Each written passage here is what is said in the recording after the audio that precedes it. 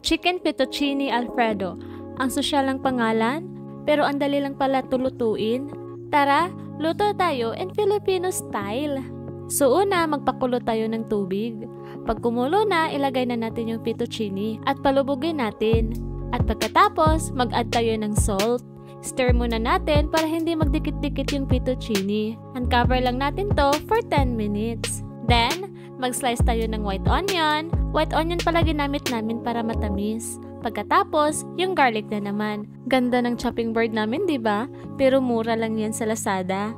Now, maglagay na tayo ng paprika sa chicken natin. Breast part pala to at kinuha namin yung mga buto. Next, mag-add tayo ng garlic powder, salt, at black pepper. Coat lang natin to mabuti para balance. And don't forget to use gloves para hindi messy. Now, sa kawali, maglagay tayo ng konting butter at patunawin natin to. Pagkatapos, ilagay na natin yung sliced chicken breast. Make sure naka-medium heat lang kasi madali masunog yung butter.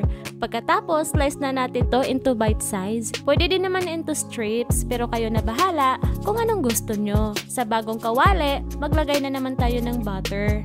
Pagkatapos, i-add na natin yung onion, then saute. Next, garlic na naman, then saute again for 20 seconds.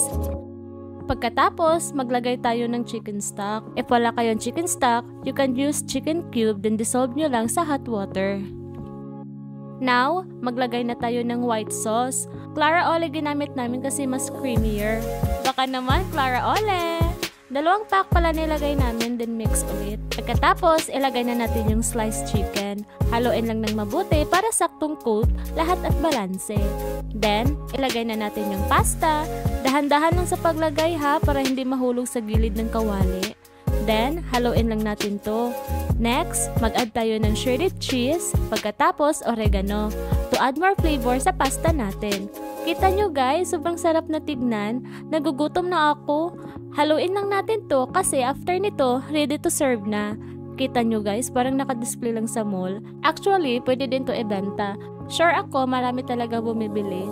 As usual, yung partner ko yung unang tikim. Sobrang sarap daw, para na siyang kumain sa Italian restaurant. Biro naman ito.